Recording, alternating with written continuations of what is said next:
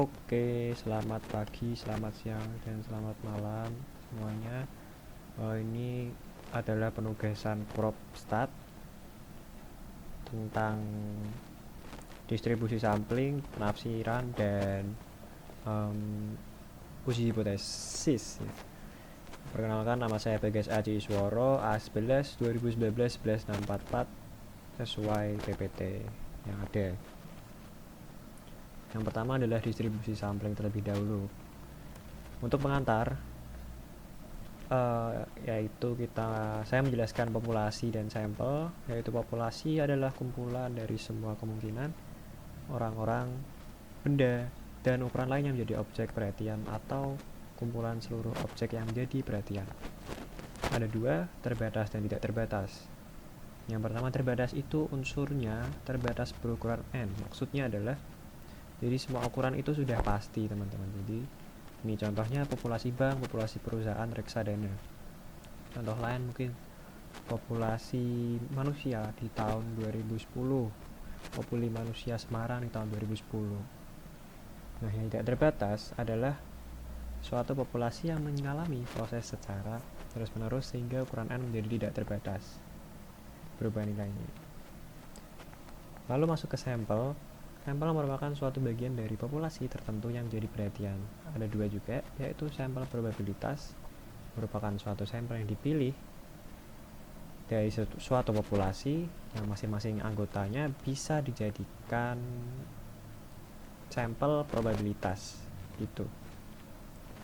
Lalu sampel probabilitas merupakan suatu sampel yang dipilih sedemikian rupa dari sebuah populasi sehingga setiap anggota tidak memiliki probabilitas atau peluang yang sama untuk dijadikan sampel. Lanjut kita masuk ke distribusi, yaitu suatu distribusi probabilitas yang terdiri dari seluruh kemungkinan rata-rata hitung sampel dari suatu ukuran sampel tertentu yang dipilih dari populasi. Yang bakal kita bahas ada 4, distribusi sampling, distribusi sampling rata-rata, sampling proporsi, sampling selisih rata-rata, dan sampling selisih proporsi. Yang pertama, distribusi sampling rata-rata adalah kumpulan dari bilangan-bilangan yang masing-masing merupakan rata-rata hitung dari sampelnya. Lalu kita masuk ke rumus-rumusnya ya teman-teman. Jadi kita bisa melihat ada rata-rata, standar deviasi, dan nilai baku atau Z ya teman-teman. Untuk notasinya juga udah tertulis di bawah. Ada ukuran sampel yaitu N, ada rata-rata sampel, ada standar deviasi sampling, dan standar deviasi populasi, ukuran, dan lain sebagainya. Kita lanjut dulu, yaitu ke distribusi sampling proporsi. Adalah kumpulan atau distribusi semua perbandingan sampelnya untuk suatu peristiwa. Jadi yang dipakai di sini adalah perbandingan. Kalau di rata-rata yang dipakai adalah rata-rata. Sama seperti tadi, kita masuk ke rumusnya, yaitu which sama ya, ada rata-rata, deviasi, dan nilai baku. Untuk notasinya juga tadi sudah ada ya, ini. Lalu kita lanjut dulu ke distribusi sampling selisih rata-rata. Adalah distribusi probabilitas yang dapat terjadi dari selisih rata-rata dua sampel yang berbeda berdasarkan pada dua sampel tertentu dari ukuran parameter dua populasi. Untuk ukuran sampel N1 dan N2 yang cukup besar, maka distribusi sampling selisih rata-rata sangat mendekati distribusi normal. Maka dari itu, untuk mengubahnya kita dalam bentuk normal standar, kita memerlukan rumus Z sama dengan dan seterusnya. Lalu juga ada means, rata-rata, simpangan baku. Dan jika deviasi 1 dan deviasi 2 tidak diketahui, maka dapat menggunakan standar deviasi dari sampel, yaitu standar deviasi sampel ya teman-teman. Lalu kita masuk ke selisih proporsi, yaitu distribusi probabilitas yang dapat terjadi dari selisih proporsi dua sampel yang berbeda berdasarkan dua sampel tertentu dari ukuran parameter dua populasinya. Lalu kita masuk ke rumus, sama ya, ada rata-rata, ada simbangan baku juga. Yang beda adalah cara hitungnya atau rumusnya. Ini berbeda teman-teman, beda-beda tipis lah. Distribusi sampling selisih proporsi ini pun akan mendekati distribusi normal bila ukuran sampel cukup besar, sama ya teman-teman, kayak distribusi rata-rata. Maka untuk merubahnya menjadi bentuk normal diperlukan rumus Z. Nah, ini ya teman-teman rumus Z-nya. Agak rumit ya teman-teman, tapi itu pakai kalkulator aja nanti ngitungnya. Lalu jika 1 dan 2 tidak diketahui dan dianggap sama, maka nilainya sama dengan X1 plus X2 per P2 plus P2, sehingga standar baku proporsi menjadi seperti ini. Lalu kita masuk ke contoh soal dulu ya teman-teman. Ini adalah contoh soal proporsi standar distribusi sampling rata-rata. ABC Company memproduksi remote control dengan menggunakan 2 baterai. Rata-rata umur baterai yang digunakan di produk ini adalah 35 jam. Distribusi umur baterai mendekati distribusi probabilitas normal standar deviasi 5,5 jam. Sebagai bagian dari program pengujian, diambil sebanyak 25 baterai. Hitunglah probabilitas baterai lebih dari 36 jam. Kenapa saya bisa menentukan ini adalah distribusi sampling rata-rata? Karena yang kita pakai sebagai data di sini adalah rata-rata teman-teman. Nih bisa kita lihat rata-rata umur baterai yang digunakan di produk ini adalah 35 jam. Jadi jelas sekali bahwa ini adalah rata-rata.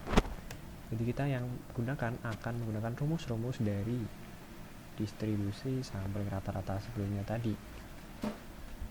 Yang ditanya adalah rata-rata probabilitas kemungkinan baterai lebih dari 36 jam ya teman-teman. Setelah menemukan X, kita bakal masuk mencari Z ya teman-teman. Nilai Z ini sesuai dengan rumus tadi yang kita awali. Nah, setelah ketemu 0,91 ini teman-teman, kita masuk ke tabel Z. Nah, lihat tabel Z. Luas sebelah kanan 0 sama dengan 0,5. Luas antara 0 sampai Z ini adalah 0,3186. Nah, cara mencari ini teman-teman, luas antara ini, kita menggunakan tabel Z teman-teman. Ini. Gimana caranya? Tertulis di sini hasil Z adalah 0,91 ya teman-teman. Habis itu kita masukin aja 0,9 nih. 0,91 untuk angka pertama adalah 0,9.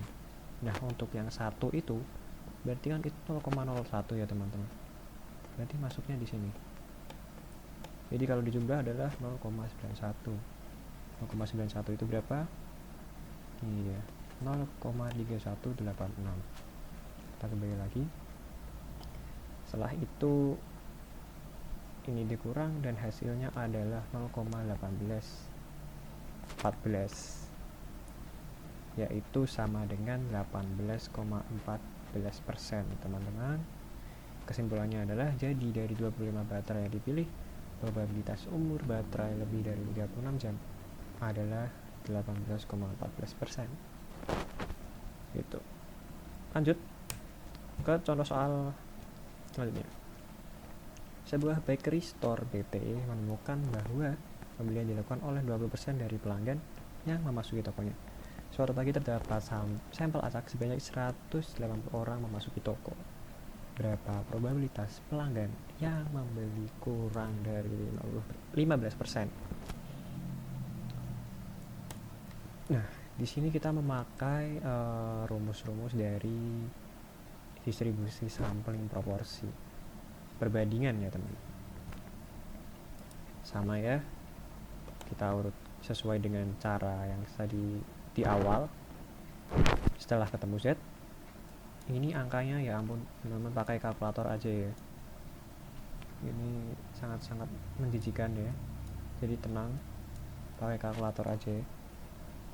Nah setelah ketemu Z 1,68 ini, sama ya teman-teman, kita pakai tabel Z yang tadi 1,68